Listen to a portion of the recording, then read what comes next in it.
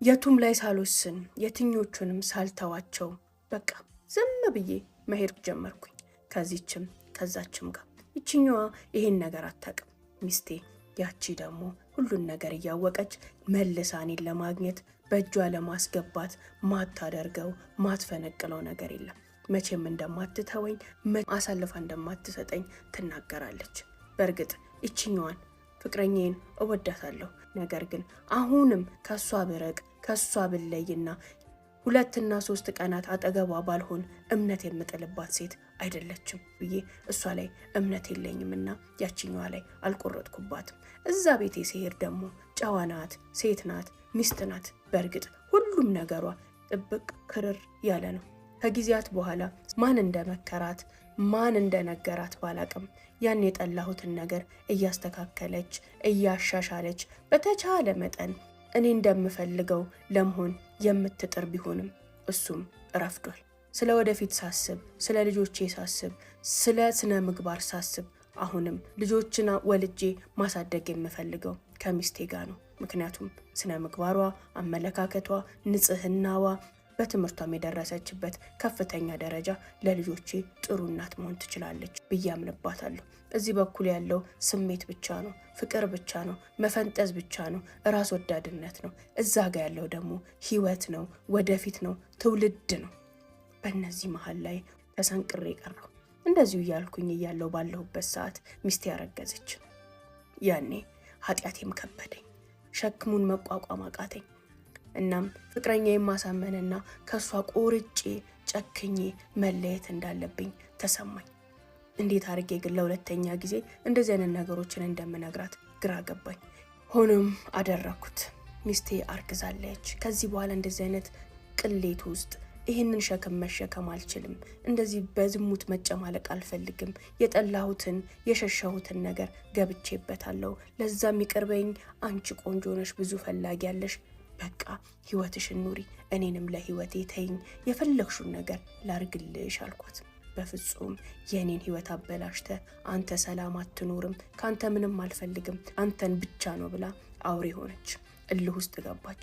እልኋ ደግሞ ይበልጥ እኔንም አበሳጨኝ። ምታረጊውን አድርጊ ከዚህ በኋላ ብለን ክርር ያለ ጸብ ውስጥ ገባን። ያኔም ፍቅረኛዬ ሄዳ ለሚስቴ እንደምትነግራት እየዛተች እያስፈራራችኝ ቢሆንም ከፈለገች ትንገራት፣ እኔም ኃጢአቴን ተናዝዤ አንደኛ የንስሐ ገብቼ በሰላም ነው መኖር ምፈልገው፣ ከኖረች ትኖራለች፣ ካልኖረችም በቃ የራሳቸው ጉዳይ ብዬ ውስን አድርጌ ነበረ። ሄዳ ለሚስቴ ሁሉንም ነገር ነገረቻት። ይሄን ማድረጓን ሳቅ እንደውም ተገላገልኩኝ፣ አረፍኩኝ ያልኩኝና ስልኳን ዘጋግቼ ከሁሉ ሚዲያዎቼ ብሎክ አድርጌ ሙሉ ለሙሉ ከሷ ርቀቴን አሰፋሁኝ። ከዚህ በኋላ ምንም አይነ ኖሯት ምንም ሞራል ኖሯት እኔ ጋር አትመጣም። ማድረግ የምትችለውን የመጨረሻውን ጥግ አድርጋለች ብዬ አሰብኩኝ። ያው የእሷ ሀሳብ ቤቱ ይበጠበጣል፣ ከሚስቱ ጋር ይለያያል፣ መኗኗር አይችልም፣ ያኔ ይወደኛል፣ ያፈቅረኛል፣ ከኔ ውጪ መሄጃ የለውም ብላ አስባ ነበር መሰለኝ። ለኔ ግን አንድ የቆረጥኩት ነገር ይሄ ህይወት ቢበላሽም መልሼ ወደዛሽ ሴት ህይወት ገብቼ ህይወቷን ላመሰቃቅለው አልፈልግም። ምክንያቱም ምንም ብትሻሻል እሷን አግብቼ መኖር ከሷ መውለድ በፍጹም አልፈልግም። ያ እውነት ሆኖ ሳገኘው ወሰንኩኝ። በቃ ምንም ይፈጠር ምን እሷ ጋር አልመለስም ብዬ። ቤቴ እንደተጠበቀው እሳት ነደደ፣ ተንቦገቦገ። ያኔ አንድ ነገር አልኳት፣ መለየት ከፈለግሽ መለያየት እንችላለን፣ በፍጹም ግን ይሄ ንግግር ይሄ ወሬ ከኔና ካንቺ ካለፈ አብረን አንኗኗርም፣ አስቢበት ብዬ ሚስቴን አስጠነቀቅኳት። አድርጌዋለሁ፣ ይቅርታ፣ ከዚህም በኋላ ወደዚህ ነገር አልመለስም። አምነሽኝ አብረን ብንኖር ደስ ይለኛል። ነገር ግን ቤተሰብ ጋር ሄደሽ ሽማግሌ ሰብስበሽ ባለቤቴ በዚህ ወጣ በዚህ ወረደ እንዲያደረገ ብለሽ ስሜን ምታነሺ ከሆነ የኔና አንቺ ግንኙነት ለመቼውም አይታከምም። የኔና አንቺ አብሮነት ለመቼውም ሊሆን አይችልም። ምናልባት የወይባ ጢስ ሳሙና ባዝ ስቲም ባዝ መጠቀም የምትፈልጉ ዛሬም እንደተለመደው ጋላክሲ ስፓና ወይባ ጢስን ሰጀስት አረጋችኋለሁ። እዛ ቤት ስትሄዱ የምታገኟቸው አገልግሎቶች ከዚህ በፊት በነበሩትም ቪዲዮዎች ገልጬላችኋለሁ። ዛሬም የምገልጽላችሁ ይሆናል። አንደኛ ትሪትመንታቸው፣ የባለሙያዎቿ ትሪትመንታቸው እጅግ በጣም ደስ ይለኛል። በስነ ምግባር በበጎነት የሚይዟችሁ ባለሙያዎች ናቸው ያሏት። ሁለተኛ ደግሞ የምትጠቀማቸው ከቂቤ አንስቶ እስከ ወይባ ጢሱ ድረስ ማርና ሁሉም ሰውነታችሁ ላይ የሚያርፉ ግብአቶች ንጹህና ምንም አይነት ነገር ያልተቀላቀለባቸው ነው። ሌላ ደግሞ ቂቤን የማትወዱ ቂቤ መጠቀም ለማትፈልጉ እህቶቼ እዛው የአቮካዶ ኦይልንና ሌሎች ኦይሎችን ጨምሮ ቀላቅለው የሚያዘጋጇቸውን የዘይት ግብአቶች ተጠቅማችሁ መግባት ትችላላችሁ። ሺያ በተርና ኮኮናት በተርንም እንደ አማራጭ ቂቤ ለማትወዱና ጾም ላይ ለሆናችሁ እህቶቼ አዘጋጅታላችኋለች። ቂቤ የማትጠቀሙ ብዙ አይነት የዘይትና የቅባት አማራጮች ስላሉ እሱን መጠቀም ትችላላችሁ። ሄዳችሁ ሞክሩት፣ ትወዱታላችሁ። አድራሻዋ ቁጥር 1 ቤተል ቢጫ ፎቅ ፊት ለፊት አፕል ፕላዛ ከርቡ ላይ በኮብልስቶኑ መንገድ ከርቡ ላይ ታገኙታላችሁ። ቁጥር 2 ጀሞ 1 ሩት ህንፃ ግራውንድ ላይ ታገኙታላችሁ።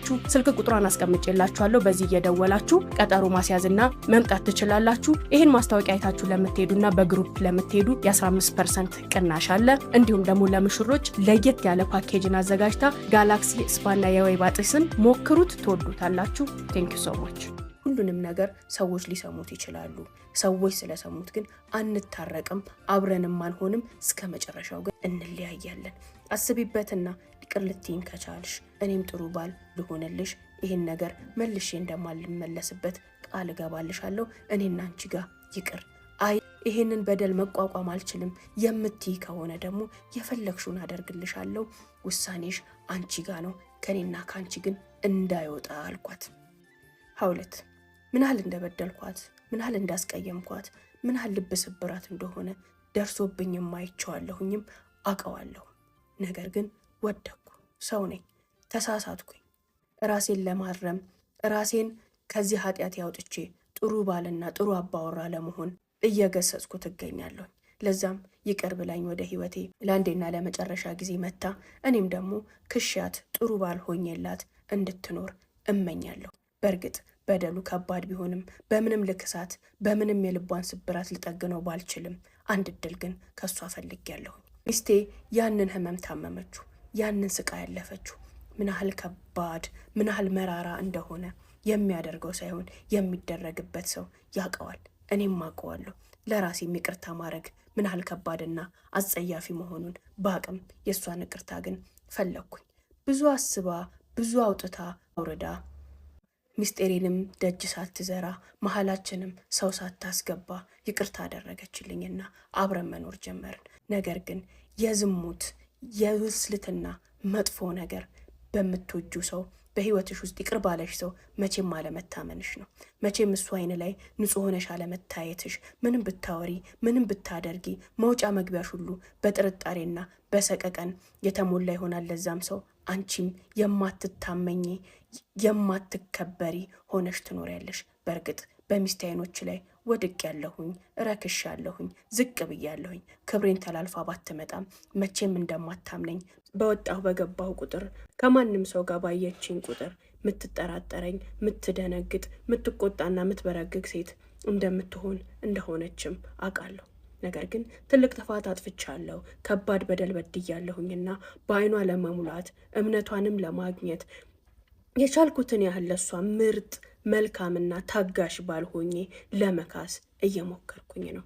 እኔ ታማኝ ሆኛለሁ፣ እኔ ተመልሻለሁ፣ ከዚህ በኋላ ትመነኝ አትመነኝ የራሷ ጉዳይ ነው ብዬ አልተቀመጥኩኝም። ያንንም ብዬ መቀመጥ አለብኝ ብዬ አላስብም። ሊክሳት፣ ሊያሳምናት፣ ሊያስደስታት የሚችልን የትኛውንም ነገር አደርጋለሁኝ። በንዴቷም በቁጣዋም በትንሹም በትልቁም በምታሳየኝ ግልፍተኝነት እታገሳታለሁ። ምክንያቱም ዛሬ የሚያስቆጣት ነገር አሁን ላይ የጠፋው ነገር ብቻ ሳይሆን ያለፈውም ድርጊቴን በተለያዩ ምክንያቶችን እየፈለገች ቁጣና ግንፍልተኝነቷን እንደምታራምድብኝና ልትወጣብኝ እንደምትችል እጠብቃለሁኝ። ብዙ ትዕግስት ከኔ እንደሚጠበቅ አውቃለሁኝ። ያንንም እያደረግኩኝ ነው። ልክሳት፣ እምነቷን ላገኝ፣ ማድረግ ያለብኝን መሆን ያለብኝን ሁሉ እየሆንኩኝ ልጄን ከሷ ጋር እያሳደግኩኝ ነው። ዛሬ የመጀመሪያው የተረገዘው ልጃችን ተወልዶ ሁለተኛ ልጅ እርጉዝ ናት። እስከ ዛሬ ድረስ አይኗ ላይ እንደወደኩኝ ነው። ያንን ነገር መቼም የማትረሳው ጠባሳ መሆኑን አውቃለሁ። እንደዛም ነው። ነገር ግን ሀውለት እምነቷንም ውዴታዋንም እርግጠኝነቷንም ለማግኘት እሷን በመንከባከብ በማዳመጥ እሺ በማለትና በሚያስደስታትን ነገር ሁሉ በማድረግ ሁሉ ነገሬን ክፍት ግልጽ በማድረግ እምነቷን ለማግኘት እየሞከርኩኝ ነው ይለናል። በዚሁ